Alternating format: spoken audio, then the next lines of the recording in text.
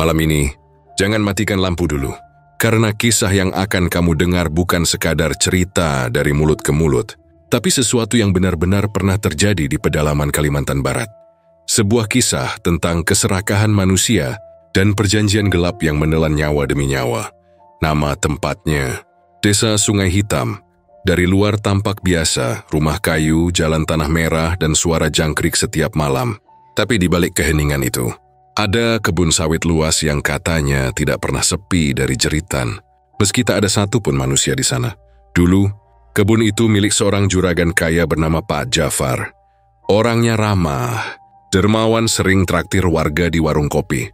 Awalnya, semua mengira dia cuma orang kota yang pengen buka usaha di desa. Tapi anehnya, dalam waktu 2 tahun, dari yang cuma tukang sewa rumah petak di kota, dia tiba-tiba punya mobil mewah, rumah besar, dan kebun sawit seluas mata memandang. Orang-orang mulai bertanya-tanya, dari mana semua kekayaan itu datang? Ada yang bilang dia menang proyek besar. Ada juga yang bisik-bisik kalau dia punya guru spiritual dari hutan pedalaman Meratus. Katanya guru itu bisa membuka jalan rezeki lewat ritual pesugihan. Asalkan ada tumbal yang harus dikorbankan setiap tahun. Dan semuanya tampak berjalan lancar sampai malam Jumat itu. Ketika salah satu pekerja, Ahmad, ditemukan tewas dengan tubuh membiru. Mata terbalik dan darah hitam menetes dari lehernya. Sejak malam itu, bau kemenyan mulai tercium tiap kali angin lewat kebun sawit. Dan kalau kamu cukup nekat berdiri di sana, tepat di bawah pohon sawit yang paling besar, kadang kamu bisa dengar suara lirih, suara seseorang yang seperti berbisik dari balik tanah. Pelan tapi jelas, "Kerja, kerja lagi, jangan berhenti." Malam ini kita akan membuka kisah kelam dari kebun terkutuk itu. Kisah tentang santet juragan sawit dari Kalimantan. Sebuah cerita tentang manusia yang ingin kaya, tapi lupa bahwa setiap rezeki yang datang dari kegelapan selalu menagih bayaran. Jadi matikan lampu kamarmu, pasang earphone-mu, dan dengarkan baik-baik. Karena mungkin malam ini kamu akan tahu kenapa kebun itu sekarang disebut kebun terlarang Sungai Hitam. Tahun 2014 di pinggiran Kalimantan Barat, berdirilah sebuah desa kecil bernama Sungai Hitam. Letaknya jauh dari kota, dikelilingi hutan yang lebat dan rawa-rawa berair keruh, yang sering mengeluarkan kabut setiap pagi. Dari atas bukit kecil di ujung desa, kalau matahari baru naik, kabut itu tampak seperti lautan putih yang menelan pepohonan. Penduduknya tidak banyak, mungkin cuma ratusan orang. Sundesin hampir semua hidup dari hasil kebun, serta menyadap getah karet. Desa itu tenang, sederhana, dan bisa dibilang hampir tidak tersentuh kehidupan kota. Rumah-rumah kayu berdiri di pinggir jalan tanah, yang kalau musim hujan becek dan licin. Kalau musim kemarau berdebu sampai menutupi daun pisang di halaman rumah. Malam-malam di sana gelap, cuma ada beberapa lampu minyak yang menggantung di depan rumah. Kalau ada kendaraan lewat, suaranya bisa kedengaran jauh sebelum sampai karena sepinya suasana. Warga Sungai Hitam hidup rukun. Kalau ada yang panen, semua bantu. Kalau ada yang meninggal, satu kampung datang, tapi semua berubah sejak datangnya seorang pria dari kota, Pak Jafar, orang yang kemudian disebut-sebut sebagai juragan sawit baru. Kedatangan Pak Jafar ke Sungai Hitam awalnya disambut penuh harapan. Dia datang dengan mobil besar, Fortuner hitam mengkilap, yang bahkan anak-anak kampung sampai berlari-larian mengikutinya dari belakang sambil teriak kegirangan. Warga yang belum pernah lihat mobil semewah itu langsung berkumpul di depan balai desa. Dari dalam mobil, keluar seorang pria berusia sekitar 40 tahunan.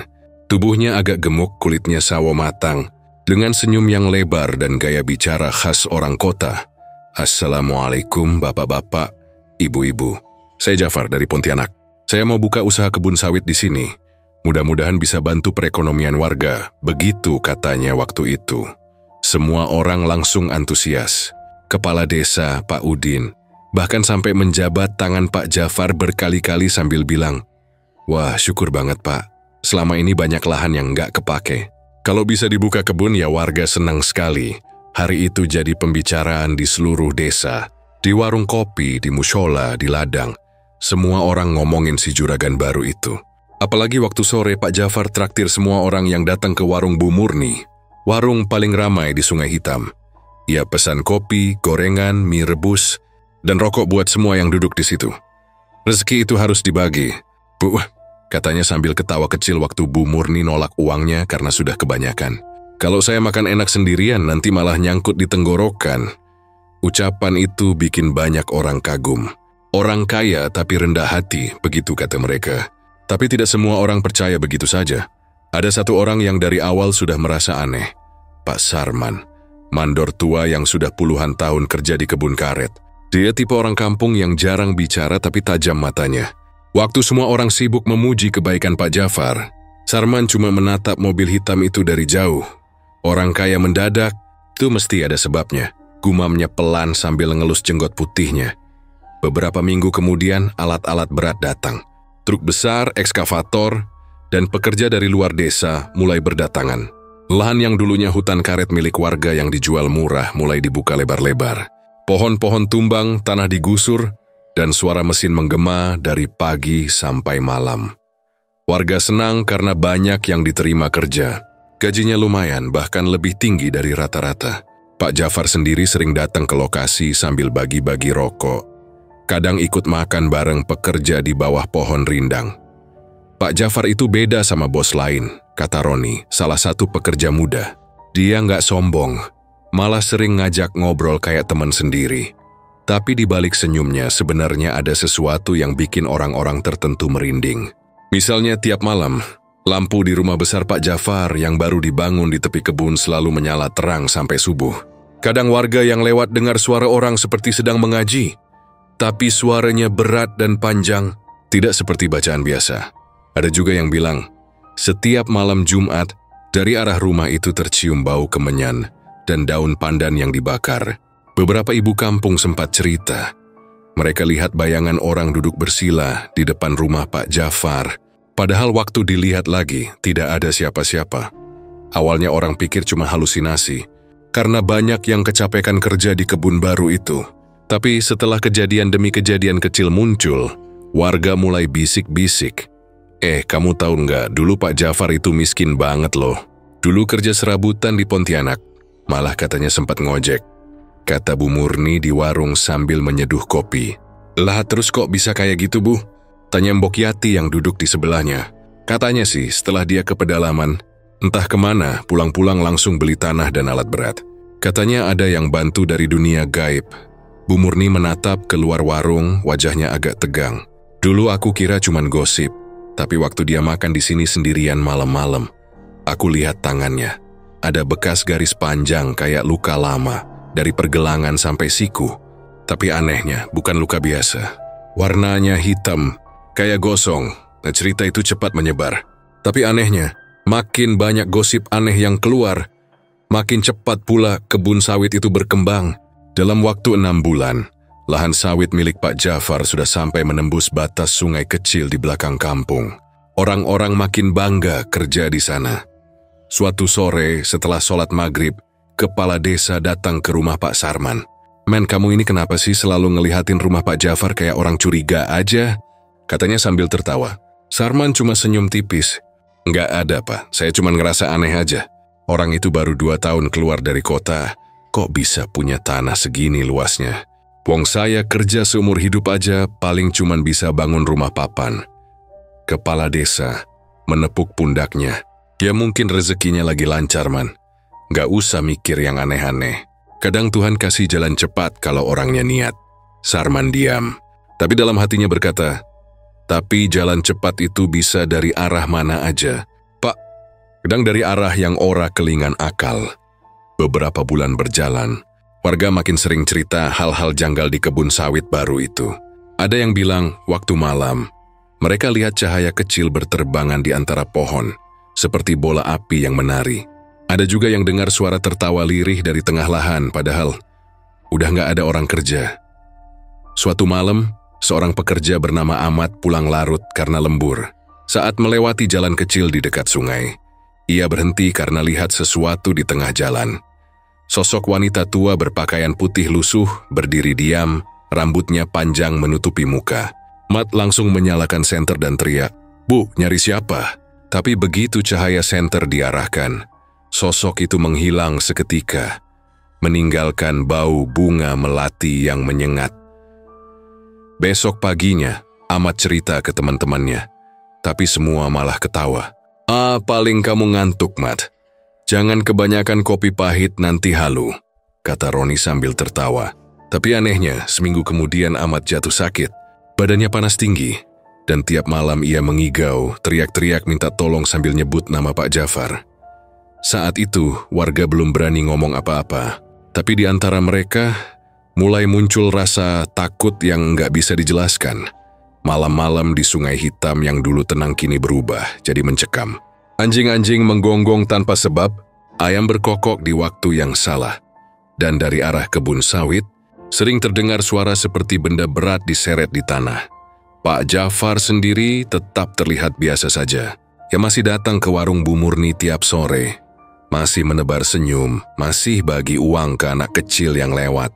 Tapi entah kenapa, setiap orang yang duduk di dekatnya merasa hawa dingin menjalar pelan di kulit mereka. Tatapannya hangat, tapi dalam matanya seolah ada sesuatu yang tidak bisa dijelaskan. Pak, jenengan kok kuat banget ya kerja terus nggak capek? Tanya Bu Murni suatu sore sambil menuangkan teh manis. Pak Jafar tersenyum kecil. Kalau kerja ikhlas, Bu, badan ini nggak bakal capek. Rezeki itu datang dari niat dan sedikit bantuan dari atas. Dari atas?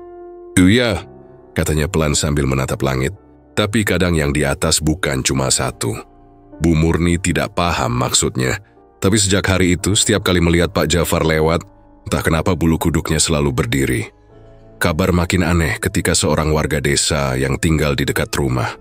Pak Jafar mengaku lihat bayangan dua orang keluar dari rumah itu tengah malam. Satu bayangan tubuh besar seperti laki-laki, satu lagi lebih kecil tapi jalannya tidak menyentuh tanah. Waktu diceritakan ke kepala desa, beliau cuma geleng-geleng. Sudahlah, jangan bikin panik warga. Mungkin cuma bayangan pohon. Tapi seminggu kemudian, Pak Udin sendiri terbangun tengah malam karena mendengar suara ketukan keras 3 kali di pintu rumahnya. Dan saat dibuka, tidak ada siapa-siapa. Hanya bau kemenyan samar yang terbawa angin. Sejak itu, orang-orang mulai menutup pintu lebih awal. Bahkan suara tawa di warung yang biasanya ramai pun mulai jarang terdengar. Semua orang mulai berhati-hati kalau bicara tentang juragan sawit dari Sungai Hitam. Namun tetap saja, di balik rasa takut itu, orang-orang masih kagum pada kekayaan dan kemurahan hati Pak Jafar. Manusia memang begitu, selalu terpesona oleh emas, meski kadang di balik kilaunya tersimpan darah yang menetes pelan. Dan di ujung kampung, di tepi kebun yang makin luas, seorang kakek tua duduk di beranda sambil meludah ke tanah. Ia menatap jauh ke arah lahan sawit yang baru dibuka, lalu bergumam pelan dalam bahasa Jawa halus. Rezeki sing orang nganggo restu Gusti. Bakal bali marani sing jaluk, rezeki yang tak diberkahi Tuhan akan kembali pada yang memintanya. Malam itu angin bertiup pelan, membawa suara jangkrik dan aroma tanah basah. Tak ada yang tahu bahwa kedatangan juragan baru ini bukanlah awal keberuntungan bagi desa Sungai Hitam, tapi permulaan dari kutukan yang pelan-pelan mulai bangkit dari dalam tanah. Awalnya semua berjalan lancar di kebun sawit milik Pak Jafar. Hasil panen pertama cukup bagus, buah-buah sawitnya besar, minyaknya kental, dan harga jualnya sedang tinggi. Para pekerja semangat apalagi gajinya dibayar tepat waktu. Siang hari suara tawa sering terdengar di antara batang sawit. Dan malamnya mereka biasa kumpul di barak, sambil main kartu atau ngopi bareng. Ahmad adalah salah satu pekerja yang paling rajin. Orangnya sederhana, masih muda, baru punya 1 anak di kampung sebelah. Ia datang ke Sungai Hitam karena dengar kabar kerja di kebun Pak Jafar gajinya lumayan. Orang-orang kenal dia sebagai sosok yang nggak neko-neko, ramah dan gampang akrab sama siapa saja. Tapi siapa sangka, justru dari dialah semua kejadian aneh di kebun itu mulai terjadi. Malam itu malam Jumat, langit mendung sejak sore. Hujan turun pelan tapi cukup bikin udara lembab dan dingin. Petir sesekali menyambar jauh di arah hutan, membuat bayangan pepohonan menari-nari di dinding barak. Para pekerja sudah pada tidur kecuali Darto, teman sekamar Ahmad, yang masih duduk di ranjang sambil main HP bututnya, nonton video lucu yang disimpan dari kota. Ahmad tidur di ranjang sebelah, menghadap dinding. Sebelum tidur dia sempat bilang kalau badannya pegal dan agak meriang. Kayaknya masuk angin tuh. Siang tadi kerja di blok belakang banyak nyamuk. Udara juga aneh, rasanya panas tapi dingin. katanya sambil menutup selimut. Darto cuma jawab, besok pagi kita minta obat ke mandor aja. Sekitar jam 2 malam, Darto masih setengah sadar karena belum bisa tidur. Dari luar barak terdengar suara jangkrik dan desis hujan yang makin lebat. Tiba-tiba, dari arah ranjang Ahmad terdengar suara seperti orang sesak napas. Darto mengerjap, berusaha memastikan, tapi matanya berat. Suara itu makin keras, seperti orang berusaha bicara tapi tercekik. Tolong aku. Suara itu jelas suara Ahmad. Darto refleks mau bangun, tapi tubuhnya terasa berat sekali. Seolah ada sesuatu yang menindih dadanya. Matanya terbuka, tapi badannya nggak bisa digerakkan. Dia melihat jelas, di bawah cahaya redup lampu minyak, ada bayangan hitam duduk di atas dada Ahmad. Bayangan itu seperti manusia, tapi hitam pekat, tanpa wajah, cuma sepasang mata merah samar yang berkilat di kegelapan. Ahmad berusaha menendang-nendang.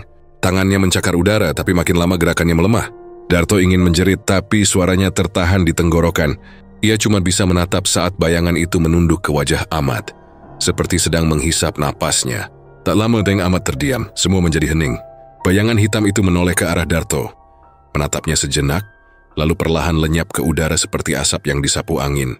Begitu bayangan itu hilang, tubuh Darto langsung bisa bergerak. Dia duduk terengah-engah, wajahnya penuh keringat dingin. Mat, panggilnya sambil mengguncang bahu Ahmad, tapi Ahmad tak bergerak.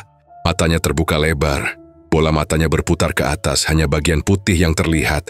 Bibirnya kebiruan, dan dari lehernya keluar cairan hitam kental berbau busuk. Darto menjerit sekencang-kencangnya, sampai para pekerja lain bangun. Mereka berlari menghampiri. Dan ketika lampu barak dinyalakan, semua terdiam kaku. Pemandangan yang mereka lihat terlalu mengerikan. Tubuh Ahmad membiru seperti orang yang tenggelam lama di air. Lidahnya tergigit sampai berdarah, dan di sekitar tempat tidurnya ada bekas seperti jejak tangan hitam di dinding. Seolah ada seseorang yang baru saja keluar dari sana. Pagi harinya kabar kematian. Ahmad menyebar cepat ke seluruh kebun. Orang-orang datang berkerumun ke barak. Kepala desa, Pak Udin, juga datang bersama 2 orang warga. Ia melihat langsung kondisi mayat Ahmad, lalu menutup mulutnya. Innalillahi. Apa ini? Mandor kebun Pak Sarman mencoba tetap tenang. Sudah bawa mayatnya keluar, nanti sore kita kubur di belakang masjid. Jangan banyak ngomong. Kalau warga kampung tahu nanti mereka nggak mau kerja lagi di sini, katanya tegas. Tapi orang-orang sudah terlanjur panik. Ada yang bilang Ahmad disantet, ada yang bilang kena guna-guna dari hutan. Ada juga yang berbisik bahwa ini akibat gangguan dari makhluk yang menempati lahan kebun itu dulu. Darto yang jadi saksi mata tidak bisa tenang. Siang itu, ia duduk di teras barak, matanya kosong, wajahnya pucat. Roni menghampirinya. Toh, kamu tadi malam beneran lihat apa? Darto menelan ludah. Suaranya pelan tapi jelas. Aku dengar dia teriak, kayak ada yang duduk di dadanya. Aku mau nolong tapi badanku nggak bisa gerak. Cuman bisa lihat bayangan hitam duduk di atas badannya. Roni langsung merinding. Bayangkan? Iya, tapi bukan manusia. Matanya merah, badannya cuman hitam, enggak ada muka. Kamu yakin enggak mimpi toh? Kalau mimpi, kenapa aku masih bisa ngerasa napasku sesak sampai sekarang? Sore itu Ahmad dikubur tanpa banyak upacara. Kuburannya sederhana, di dekat pohon ketapang di belakang masjid. Tapi waktu jenazahnya dimasukkan ke liang lahat, suara petir tiba-tiba menggelegar. Padahal langit cerah. Orang-orang menatap satu sama lain, dan sebagian diam-diam saling berbisik. Iki dudu wong mati biasa. Ini bukan kematian biasa. Sejak malam itu, suasana di barak berubah total. Tak ada lagi yang mau tidur sendirian. Beberapa pekerja pindah ranjang berdekatan. Ada yang bahkan tidur sambil lampu menyala. Kalau malam angin berhembus, suara gesekan daun sawit saja sudah cukup bikin mereka ketakutan. Darto sendiri setiap malam selalu bermimpi sama Ahmad datang dengan wajah membiru, memanggil namanya, Toh. Aku kedinginan, tolong aku Toh. Lalu di belakang Ahmad selalu ada bayangan hitam yang menatapnya, tanpa suara, tanpa wajah. Setiap kali Darto bangun, dadanya sesak, dan ia selalu menemukan bekas seperti jari di lengannya, hitam memar, padahal tidak merasa terbentur apapun. Warga kampung mulai khawatir. Mereka datang ke kepala desa, minta agar kegiatan di kebun diberhentikan sementara. Tapi Pak Udin bilang jangan macem-macem. Pak Jafar sudah investasi besar. Kalau kita hentikan, bisa kacau semuanya. Orang-orang pun diam, meski dalam hati mereka merasa takut. Malam berikutnya, beberapa warga yang rumahnya dekat kebun mengaku melihat asap putih naik dari arah barak. Baunya menyengat, seperti campuran belerang dan kemenyan. Dari kejauhan juga terdengar suara seperti orang tertawa pelan. Tapi kalau dicari sumbernya, tidak ada siapa-siapa. Anak-anak kecil dilarang main ke kebun. Perempuan tidak berani keluar rumah kalau malam. Desa Sungai Hitam yang dulunya ramai kini jadi sepi begitu matahari tenggelam. Yang paling aneh, Pak Jafar sendiri tetap santai. Dia datang ke barak beberapa hari setelah kejadian. Hanya menggeleng pelan waktu melihat bekas tempat tidur Ahmad. Kasihan, katanya datar. Mungkin dia keracunan makanan. Cuaca juga lagi nggak bagus, semua orang saling pandang. Mereka tahu tubuh Ahmad nggak kelihatan seperti orang keracunan. Tapi siapa yang berani membantah juragan besar itu? Sejak itu, setiap malam dari rumah besar Pak Jafar, warga sering lihat asap kemenyan keluar dari jendela lantai atas, dan kadang terdengar suara orang membaca mantra pelan-pelan. Bahasanya aneh, bukan bahasa Arab, bukan pula bahasa daerah. Nada bacaan itu seperti menggeram pelan tapi dalam, kadang diselingi bunyi logam bergesek. Suatu malam, Darto yang belum bisa tidur mendengar suara itu dari kejauhan. Ngerasa takutnya bercampur penasaran. Ia berjalan keluar barak, mengendap-endap menuju rumah besar di tepi kebun. Cahaya lampu remang-remang terlihat dari jendela. Dari balik semak, Darto bisa melihat bayangan Pak Jafar duduk bersila di lantai ruang tamu. Di depannya ada mangkuk besar berisi air hitam, dan di sebelahnya berdiri sosok perempuan tua berambut panjang. Wajahnya tidak jelas, tapi dari suaranya terdengar parau. Sosok itu bicara lirih, tapi Darto bisa menangkap sedikit. Kowe wis njupuk siji, nanging dudu sing tak jaluh. Kau sudah mengambil satu, tapi bukan yang aku minta. Tubuh Darto gemetar hebat. Jemai untuk mulutnya, takut suara napasnya terdengar. Tapi tiba-tiba sosok perempuan itu menoleh langsung ke arah tempat Darto bersembunyi. Matanya merah menyala seperti bara. Darto langsung lari sekuat tenaga kembali ke barak tanpa menoleh lagi. Besoknya, Darto demam tinggi. Mandor Sarman datang menjenguk. Tuh, kamu kenapa? Mukamu pucat banget. Darto cuma bisa gemetar, Bapak. Jangan biarkan kita kerja di sini lagi. Ada yang nggak beres. Ahmad mati bukan karena sakit. Itu karena... Suaranya terhenti, napasnya berat, matanya menatap kosong. Mandor hanya bisa mengelus dada. Iya, tahu Darto tidak berbohong, tapi apa yang bisa ia lakukan? Semua orang bergantung pada kerja itu. Dan Pak Jafar bukan orang yang mudah dilawan. Malamnya, Sarman memutuskan untuk berdoa lebih lama. Dia mengambil air wudhu dan duduk di depan rumah, membaca surat Yasin dengan suara lirih. Tapi baru beberapa ayat, tiba-tiba dari arah kebun terdengar suara jeritan panjang. Jeritan perempuan, melengking dan bergetar, disusul suara seperti benda berat jatuh ke tanah. Suara itu membuat semua anjing di kampung menggonggong bersamaan. Sarman berdiri, menatap ke arah kebun. Sudah dari kejauhan, ia melihat bayangan hitam besar melintas cepat di antara pohon sawit, lalu lenyap di udara. Ia menunduk dan berbisik dalam bahasa Jawa halus, Gusti, yang iki pancen dudu makhluk saka dunia kita, paringana pangayuman. Tuhan, jika ini bukan makhluk dari dunia kami, berikanlah perlindungan.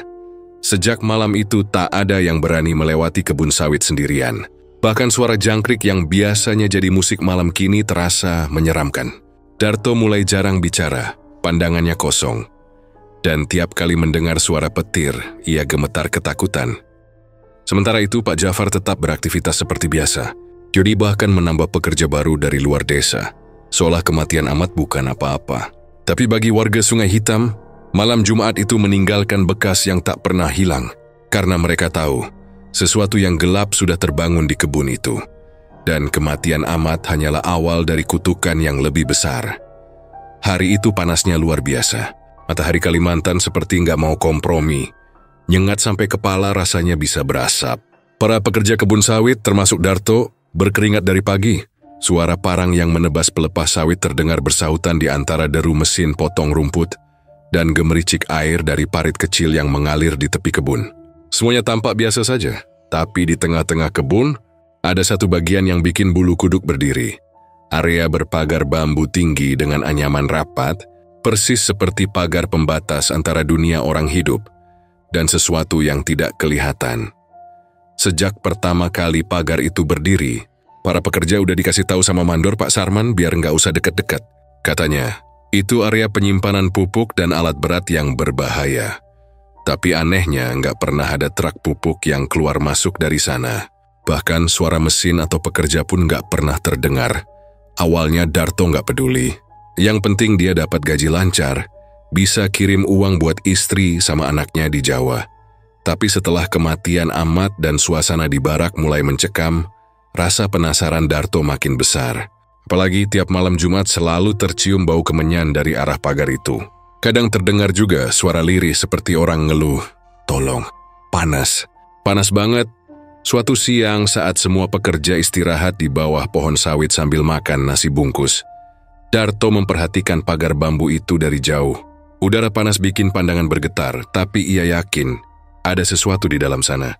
Ia ngelihat sekelebat kain putih tertiup angin. "Toh, ngapain mandangin pagar itu terus?" tanya Joni, temannya yang duduk di sebelah. Darto menoleh cepat, wajahnya agak gugup. "Enggak, cuman heran aja. Pagar segitu tinggi, tapi nggak ada yang jaga, nggak ada papan peringatan. Emang isinya apa sih?" Joni langsung melirik kanan kiri memastikan nggak ada mandor. "Shh, jangan bahas itu toh. Orang-orang sini bilang di situ kuburan." Darto mengernyit. "Kuburan? Kuburan siapa?" "Entahlah," jawab Joni pelan. Tapi waktu itu, pas malam Jumat Kliwon, ada suara truk masuk tengah malam. Katanya bawa tanah.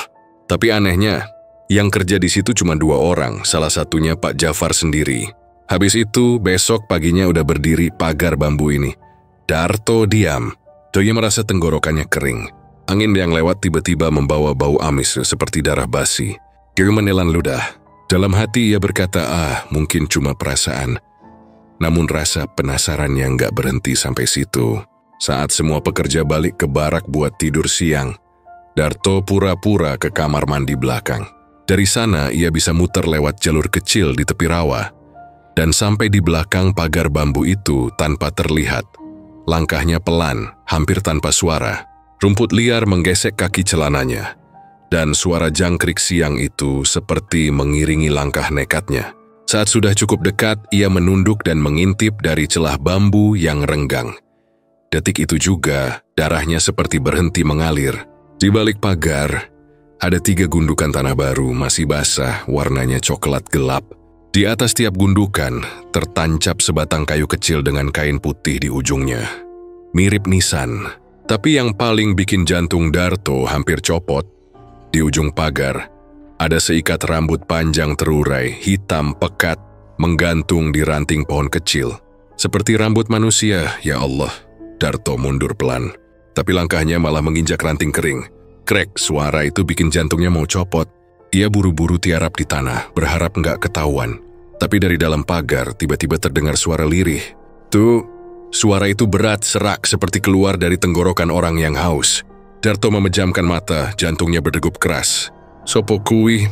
gumamnya spontan dalam bahasa Jawa lirih. "Ojo ngaget ke Gusti." Tapi suara itu terdengar lagi, kali ini lebih jelas. "Tolong aku." Darto hampir teriak. Ia langsung bangkit dan lari sekencang-kencangnya kembali ke barak. Nafasnya ngos-ngosan, keringat dingin bercucuran. Di barak, ia langsung duduk di lantai menatap kosong. "Kenapa toh? Kok pucat gitu?" tanya Joni. Darto cuma geleng kepala. "Nggak usah tanya. Sumpah, jangan pernah ke belakang pagar itu." Malamnya, Darto nggak bisa tidur. Tiap kali ia merem, bayangan gundukan tanah itu muncul lagi. Dan di ujung pikirannya masih terngiang suara "tolong aku", yang entah kenapa terdengar seperti suara Ahmad. Beberapa hari setelah kejadian itu, Darto mulai berubah. Ia jadi pendiam, sering melamun dan suka ngomong sendiri. Wajahnya pucat, matanya sayu. Bahkan waktu kerja pun sering bengong di tengah kebun sambil liatin langit. Suatu malam, Joni yang tidur di barak yang sama, kaget waktu Darto tiba-tiba bangun jam 2 dini hari. Darto berdiri di depan pintu, matanya kosong, mulutnya komat-kamit seperti orang berdoa. "Tuh ngapain tuh?" tanya Joni setengah sadar. Tapi Darto nggak jawab. Ia malah jalan pelan keluar barak menuju arah pagar bambu. Joni yang takut tapi penasaran akhirnya ngikutin dari jauh. Langit malam itu mendung, nggak ada bulan, cuma lampu-lampu minyak di sekitar kebun yang remang-remang. Darto jalan terus melewati barisan pohon sawit yang tinggi, sampai akhirnya berhenti di depan pagar bambu. Di situ Johnny lihat Darto jongkok, kayak ngomong sama seseorang di balik pagar. Tapi suara balasannya bukan suara manusia. Lebih mirip suara rintihan panjang yang bikin bulu kuduk berdiri. "Darto, balik tuh!" teriak Johnny pelan tapi panik. Darto menoleh sebentar, matanya merah dan kosong. "Mereka nggak tidur, John. Mereka nunggu aku," katanya dengan suara pelan tapi dingin. Johnny mundur ketakutan. Ia langsung lari balik ke barak, nggak peduli lagi sama Darto. Paginya, Darto nggak ada. Tempat tidurnya kosong. Mandor bilang, dia pulang kampung. Dapat kabar orang tuanya sakit. Tapi semua pekerja tahu itu cuma alasan. Karena malam sebelumnya, ada beberapa orang yang dengar suara teriakan dari arah pagar bambu. Suara yang samar tapi jelas, teriak kesakitan. 3 hari kemudian kabar datang dari Jawa.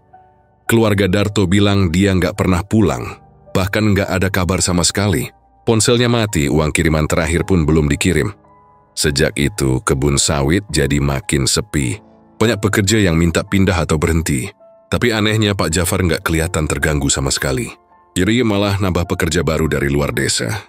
Orang-orang bilang setiap kali ada pekerja yang hilang, kebunnya makin luas. Suatu malam Bu Murni yang punya warung di pinggir kebun, cerita ke pelanggan langganannya, "Aku lihat sendiri loh, waktu lewat depan rumah Pak Jafar. Dia lagi bakar kemenyan, terus ada suara perempuan nangis dari dalam rumah. Merinding aku." Orang-orang cuma bisa berbisik. Mereka nggak berani ngomong terang-terangan. Tapi di warung, di pos ronda, di ladang, cerita tentang pagar bambu itu terus menyebar. Ada yang bilang di dalam situ tempat menanam tumbal. Ada juga yang bilang, setiap gundukan tanah baru di sana, rezeki Pak Jafar makin deras. Dan malam Jumat berikutnya, bau kemenyan kembali tercium. Tapi kali ini baunya lebih menyengat sampai bikin kepala pening. Dari arah pagar bambu, samar-samar terlihat cahaya merah berkedip seperti api kecil, dan suara perempuan menangis pelan terdengar di antara desir angin. Warga yang lewat hanya menunduk dan mempercepat langkah. Tak ada yang berani menengok, tak ada yang berani bicara. Karena di desa Sungai Hitam, semua orang tahu ada bagian dari kebun sawit yang bukan milik manusia lagi. Dan sejak hari itu, tak ada yang pernah melihat Darto lagi. Kecuali satu orang yang mengaku melihat sosok mirip dirinya berjalan di antara pohon sawit dengan mata putih kosong dan bibirnya terus berbisik pelan, "Tolong aku." Udara di desa Sungai Hitam makin lama makin berat. Orang-orang bilang, angin yang berhembus dari arah kebun sawit Pak Jafar sekarang nggak lagi bawa bau daun atau tanah basah, tapi bau amis dan kemenyan yang bercampur jadi satu. Setiap malam Jumat, suara aneh sering terdengar, seperti orang menangis pelan, diikuti suara ayam berkokok tapi serak, dalam nada yang bikin bulu kuduk berdiri. Bahkan anjing-anjing kampung yang biasanya suka menggonggong kalau ada orang lewat, kini malah melolong panjang ke arah kebun, lalu diam ketakutan. Semua pekerja udah tahu kalau kebun itu bukan tempat biasa lagi. Banyak yang minta berhenti, tapi sebagian tetap bertahan karena butuh uang. Kerja di mana lagi kalau bukan di sini? Begitu alasan mereka. Tapi di balik tawa dan obrolan siang hari, semuanya menyimpan ketakutan. Terlebih sejak Darto menghilang, dan suara-suara aneh makin sering muncul dari tengah kebun. Suatu malam, sekitar jam 2 pagi, barak pekerja mendadak gempar. Roni, anak buah kepercayaan Pak Jafar, tiba-tiba menjerit keras. Suaranya panjang, serak, dan menggema di antara deretan pohon sawit. Para pekerja langsung berlarian ke kamarnya. Saat pintu didobrak, mereka semua kaget. Tubuh Roni menggeliat di lantai. Matanya melotot ke atas, bola matanya hampir putih semua. Dari bibirnya keluar busa hitam, dan kulitnya berubah kebiruan seperti mayat yang udah lama terendam air. "Pegangin dia, pegangin!" teriak Sarman mandor kebun. Tapi begitu beberapa orang berusaha menahan tubuh Roni, mereka langsung mundur ketakutan karena kulit Roni terasa dingin sekali, bahkan seperti es.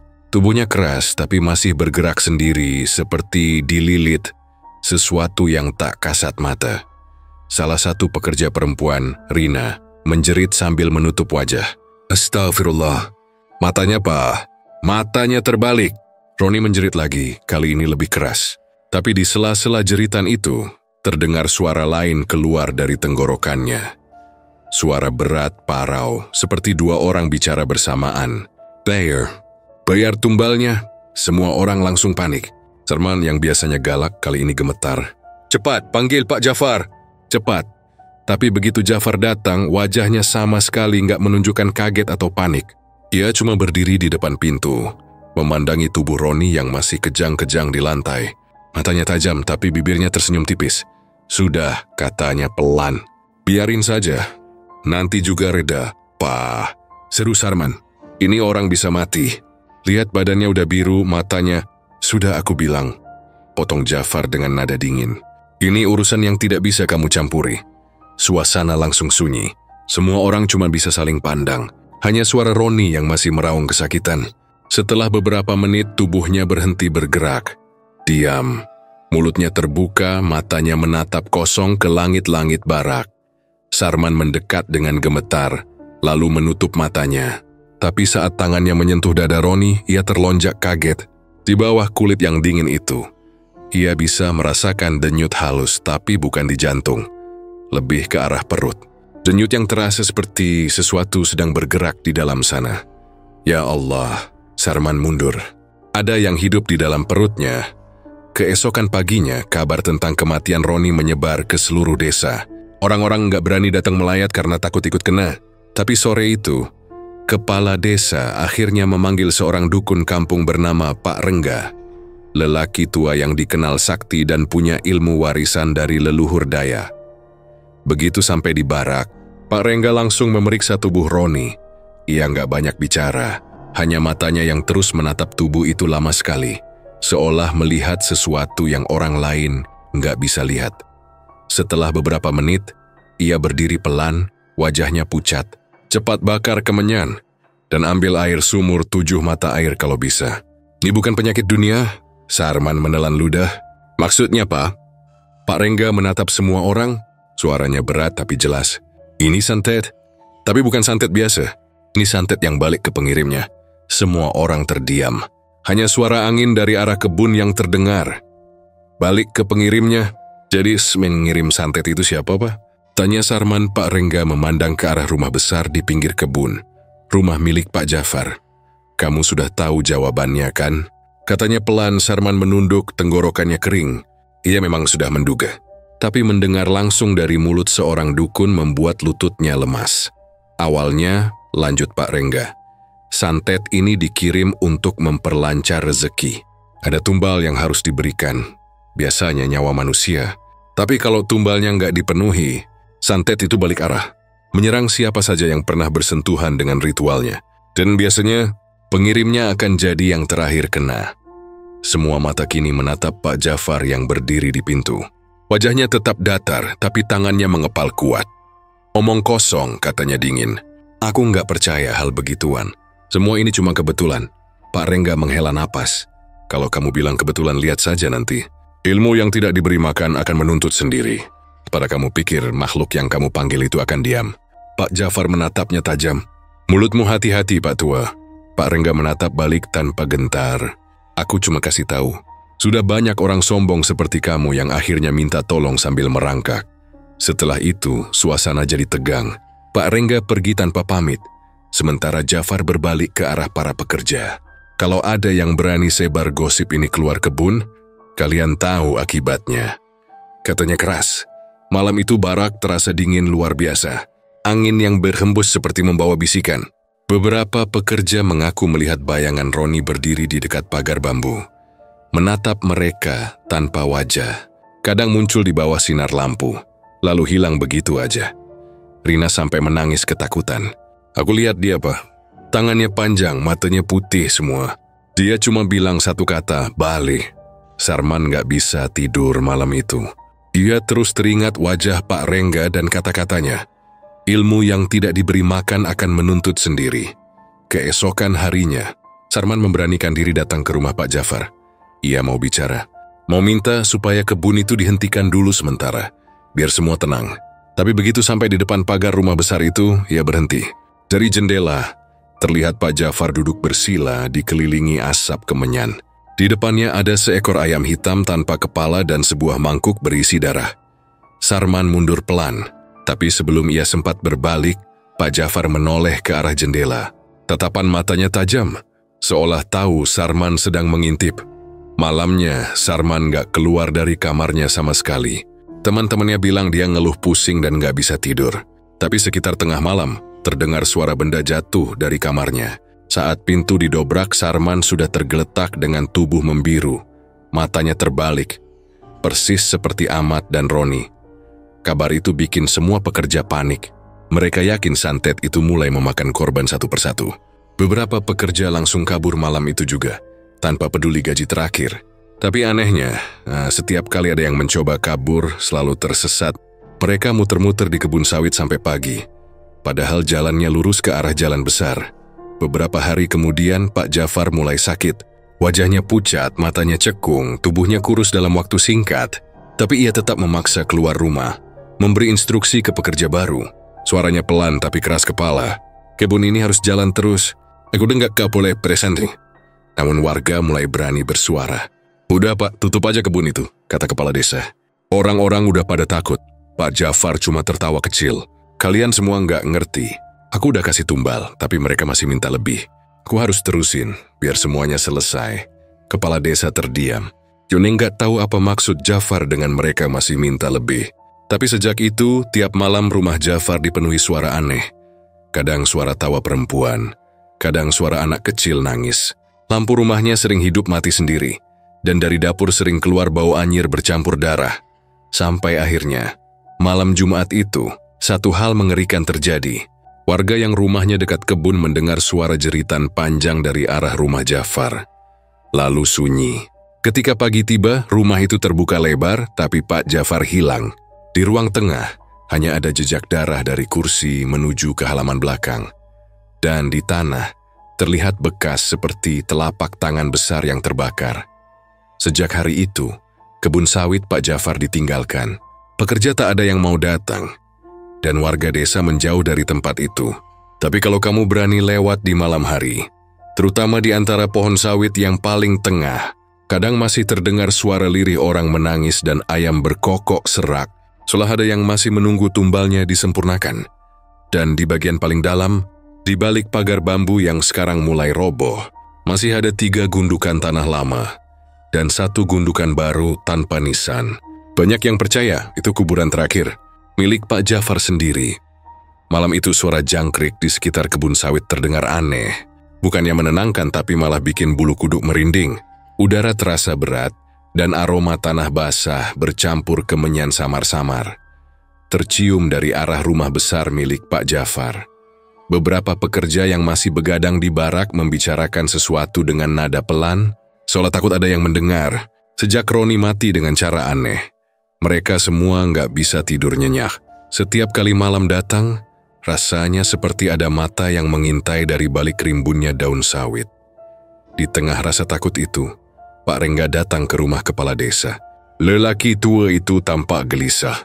Di tangannya ada tas kecil berisi dupa, air kelapa, dan beberapa benda aneh. Matanya merah, entah karena kurang tidur atau karena baru saja melihat sesuatu yang menakutkan. Kepala desa menyambutnya dengan wajah tegang. Rengga, kowe ngerti opo sejatine sing terjadi iki? Tanya kepala desa pelan, nadanya menahan gemetar. Pak Rengga menarik napas panjang sebelum menjawab. Aku ngerti, Pak. Tapi iki perkara abot. Opo panjenengan yakin pengen ngerti? Kepala desa mengangguk mantap.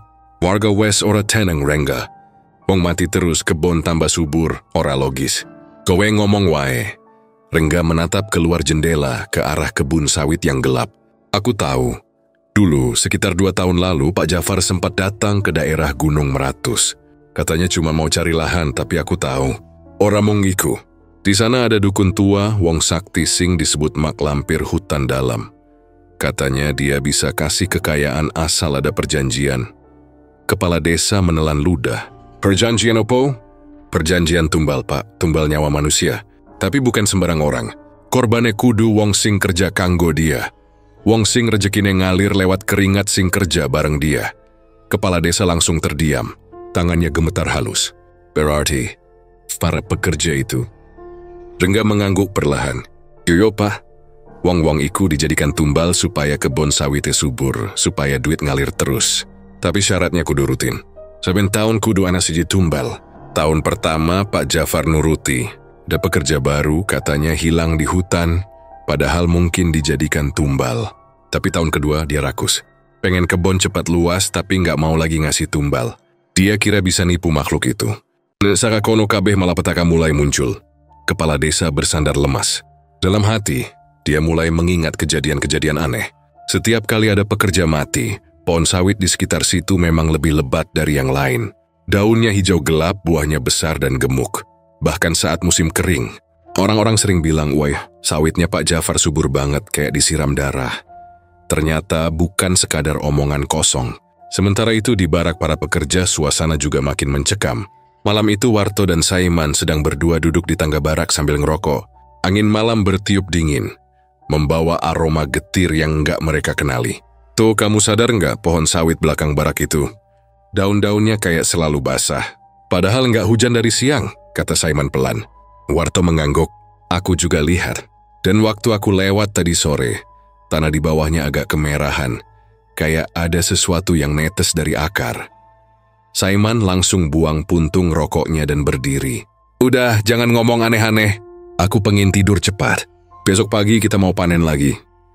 Tapi sebelum mereka masuk ke barak, suara seperti orang menangis terdengar dari arah kebun tengah.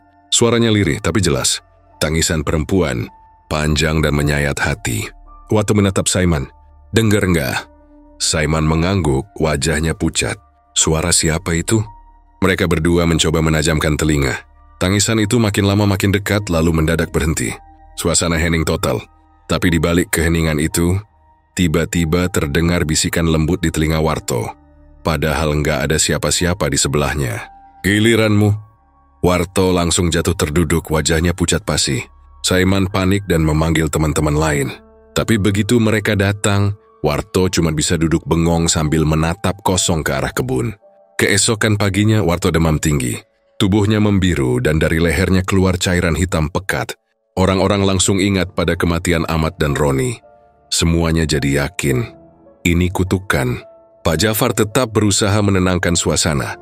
Dengan gaya khasnya yang tenang dan senyum kaku, dia bilang, "Jangan panik, kita semua kerja cari makan. Yang penting jaga kesehatan, nggak usah percaya hal mistis." Tapi malam itu, beberapa warga melihat lagi asap kemenyan mengepul dari rumah besar Pak Jafar.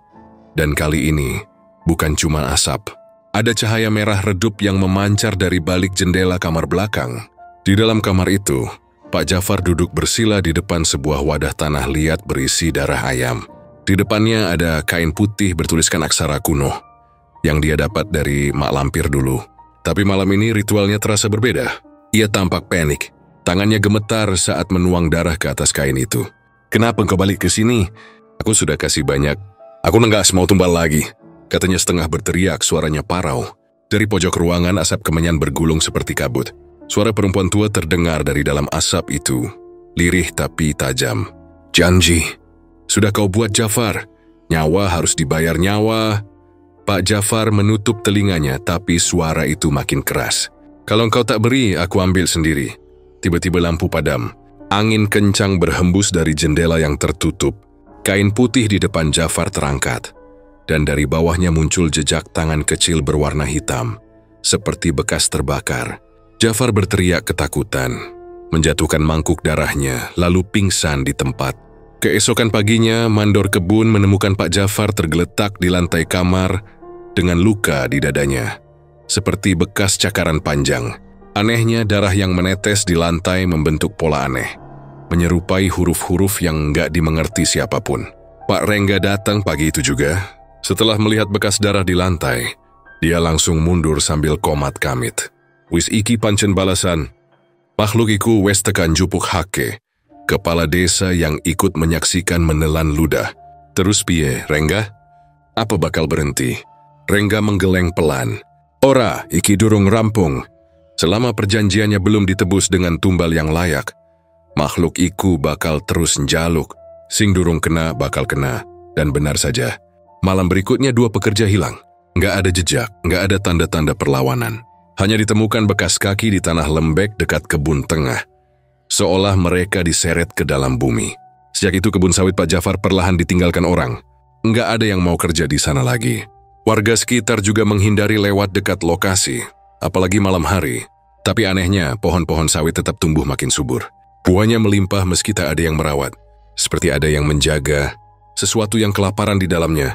Dan sampai hari ini, katanya kalau malam Jumat, dari tengah kebun itu masih sering terdengar suara perempuan tua tertawa kecil sambil menyebut satu nama dengan nada menuntut, "Jafar, tumbalmu kurang satu." Malam itu angin bertiup kencang membawa hawa panas yang aneh seperti napas dari perut bumi. Langit Kalimantan yang biasanya pekat dengan bintang, tiba-tiba berubah merah gelap, seolah terbakar dari dalam. Desa kecil di pinggir kebun sawit milik Pak Jafar mulai resah. Anjing-anjing menggonggong tanpa henti. Ayam berkokok meski belum waktunya. Dan aroma besi yang anyir perlahan menyelimuti udara. Orang-orang bilang, itu pertanda ada sesuatu yang besar bakal terjadi malam ini. Di barak pekerja, hanya tersisa 4 orang yang belum kabur. Mereka adalah Saiman, Leman, Thohir, dan Pak Sastro. Seorang mandor tua yang dulu paling dekat dengan Pak Jafar. Mereka duduk berkerumun di ruang tengah. Lampu minyak di atas meja bergoyang-goyang karena angin yang masuk lewat celah dinding bambu. Wajah mereka pucat, mata mereka kosong. Sejak kebun itu jadi tempat kematian, tidur sudah bukan hal biasa lagi. Setiap malam selalu ada suara, selalu ada tanda. "Sampeyan yakin kita harus tetap di sini?" tanya Saiman, suaranya bergetar. "Aku rasa ini malamnya bakal ada apa-apa lagi, Pak." Pak Sastro menghela napas panjang. "Aku juga ngerasa gitu, men, tapi kita nggak bisa ninggalin tempat ini gitu aja. Kebun ini masih tanggung jawabku." Thohir menatapnya tajam. "Tanggung jawab? Wong sing tanggung jawab aslin wewis ilang. Pak Jafar itu sudah melanggar janji, Pak. Kita ini cuma korban. Mendingan kita pergi." Tiba-tiba, dari luar barak terdengar petir menyambar. Tapi anehnya, nggak ada hujan. Hanya kilatan cahaya putih yang memantul dari batang sawit. Diikuti bunyi gemuruh berat yang bikin dada bergetar. Petir tanpa hujan. Gumam Leman lirih. Wajahnya memucat. "Nenekku dulu bilang, itu tanda alam lagi murka. Ada darah yang belum dibayar." Mereka semua saling berpandangan. Di luar, udara makin berat. Seperti ada sesuatu yang menekan dari langit. Dan benar saja, beberapa detik kemudian, rintik-rintik cairan mulai jatuh dari langit. Tapi bukan air. Warnanya merah tua, pekat, menetes di atap seng barak. Menimbulkan suara tik-tik-tik yang lama-lama makin keras. Saiman keluar perlahan membuka pintu dan menengadah ke atas. Saat satu tetes cairan itu jatuh ke pipinya, dia langsung menjerit kencang. "Astagfirullah. Iki dudu dan iki getih, pak getih." Yang lain langsung berebut keluar. Mereka melihat dengan mata kepala sendiri. Seluruh area kebun sawit milik Pak Jafar sedang diguyur hujan darah. Daun-daun sawit berubah hitam.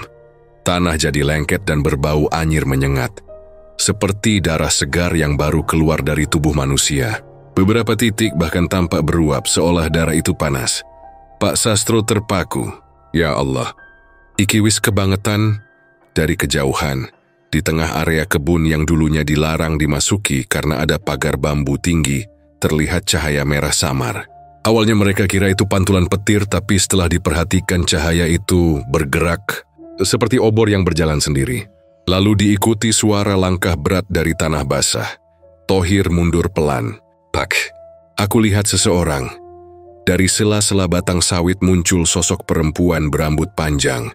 Pakaiannya hitam legam menempel di tubuhnya yang kurus.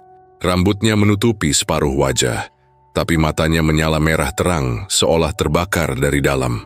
Di tangannya tergenggam sesuatu, bulat, basah, dan berkilau dalam cahaya merah darah. Saat petir menyambar lagi, mereka melihat jelas. Itu tempurung kepala manusia masih meneteskan darah. Saiman langsung jatuh terduduk sambil menjerit histeris. "Mak Lampir, Mak Lampir hutan dalam."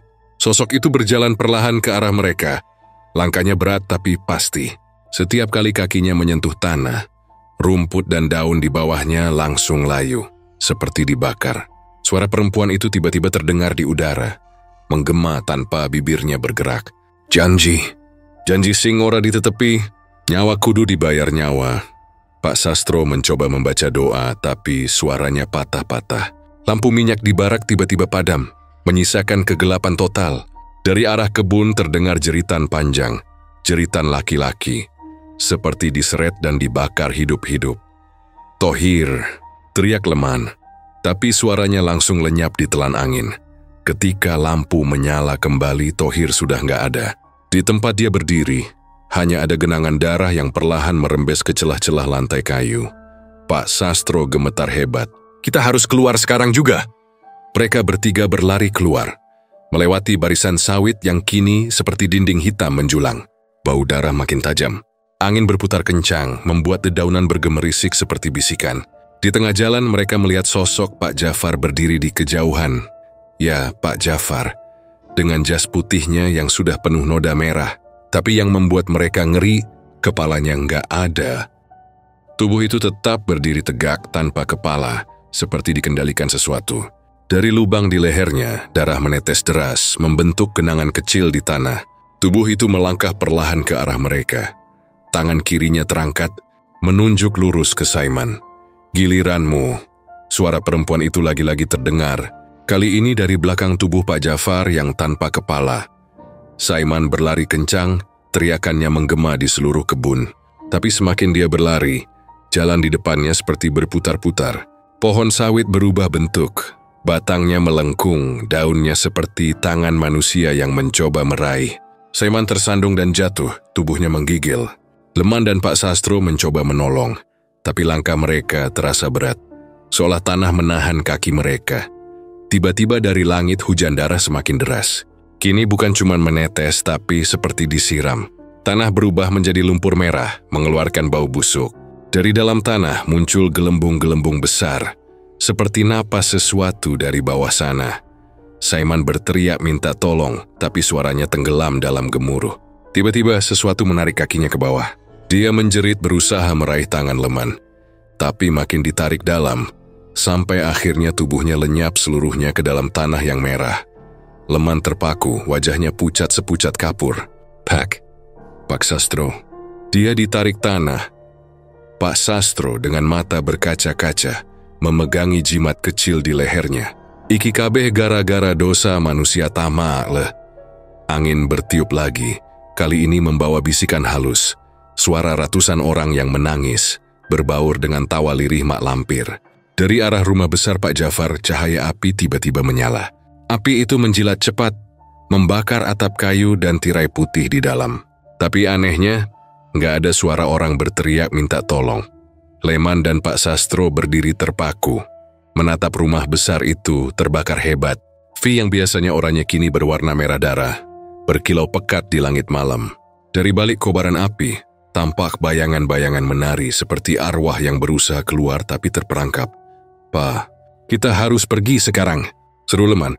Tapi Pak Sastro cuma berdiri diam, matanya kosong. "Aku, ora iso lunga leh, iki kebungku, iki tanggung jawabku." Leman mencoba menarik tangannya, tapi Pak Sastro menolak. "Kowe lunga wei, aku bakal tetap di sini. Yen iki pancen balasan, aku bakal nerimo."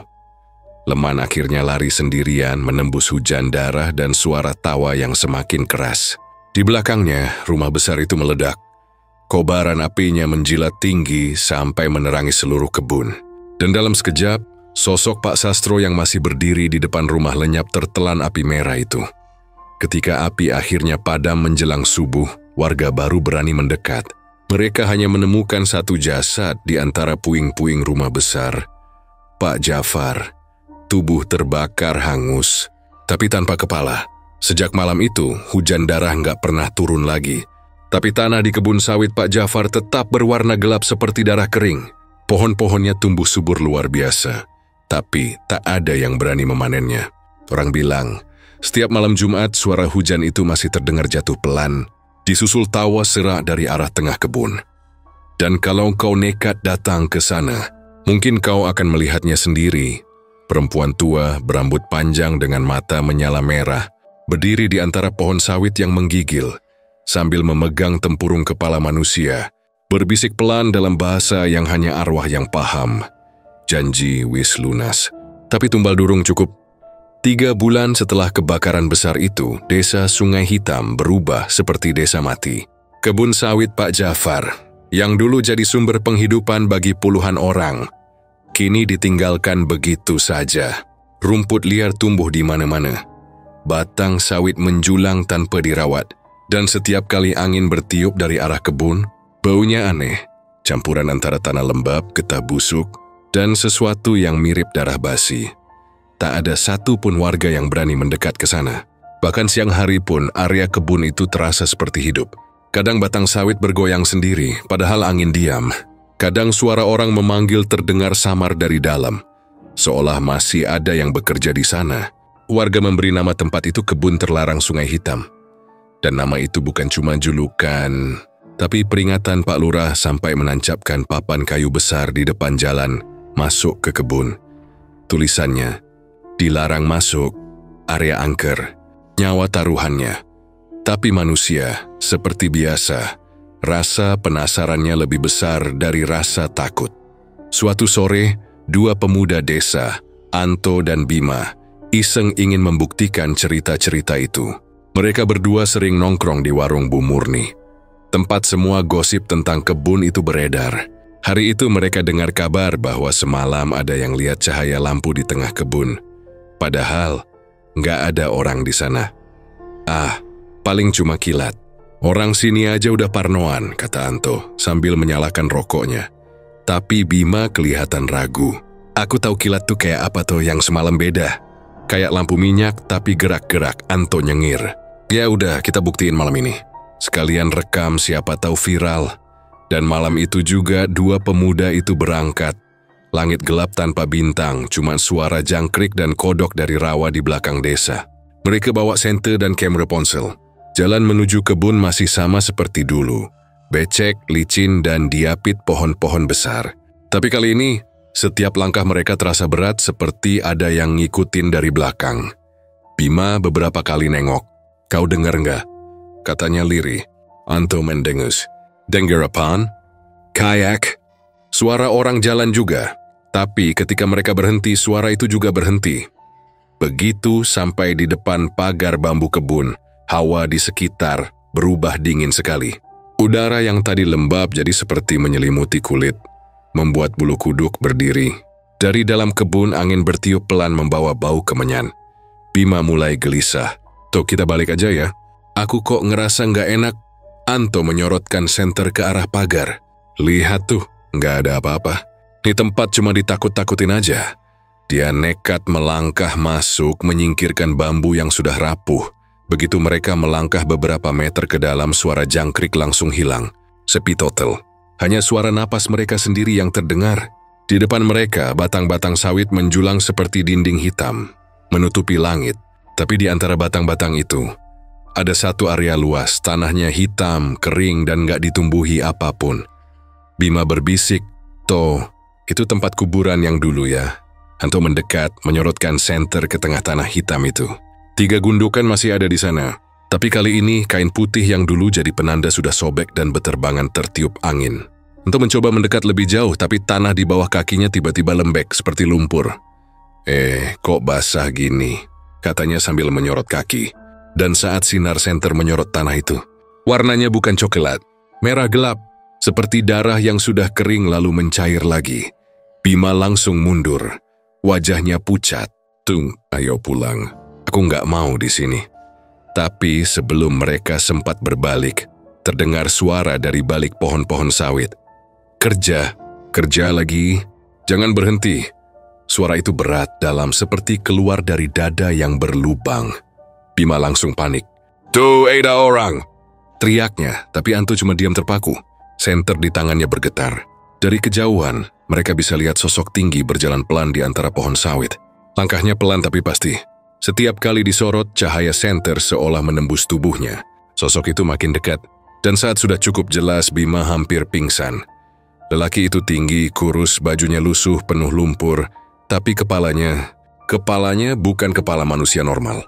Wajahnya membiru, matanya terbalik, dan dari lehernya menetes cairan hitam. Mulutnya terbuka lebar, seolah ingin bicara, tapi yang keluar cuma suara napas panjang dan berat. Anto terpaku, tidak bisa bergerak. Senter di tangannya padam begitu saja. Dalam gelap hanya terdengar langkah-langkah berat mendekat, makin lama makin dekat, sampai akhirnya sesuatu menyentuh bahunya. Anto menjerit. tapi suaranya tertahan seperti dicekik.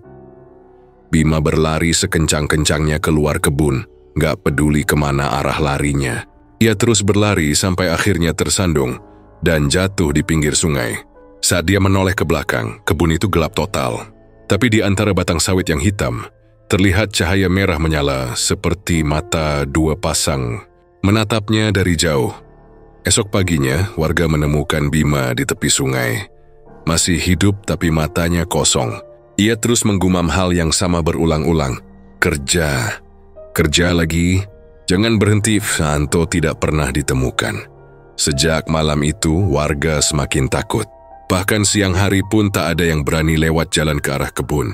Kepala desa sempat memerintahkan beberapa orang untuk menebang pohon di sekitar situ. Tapi setiap kali mereka mulai menebang, mesin chainsaw mereka mati sendiri.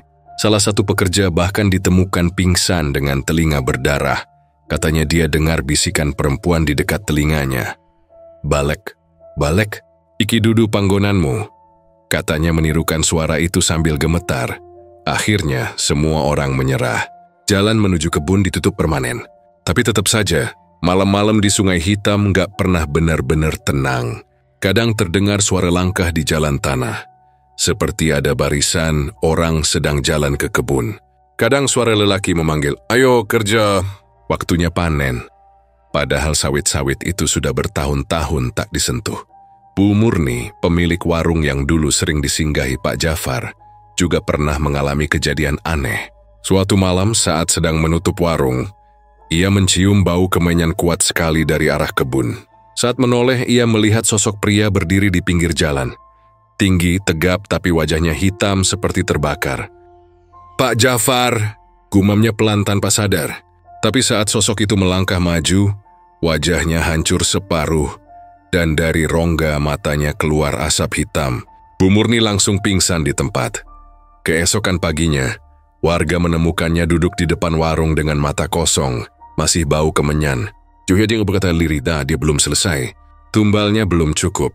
Kabar itu menyebar cepat. Orang-orang mulai percaya kalau arwah Pak Jafar belum benar-benar mati.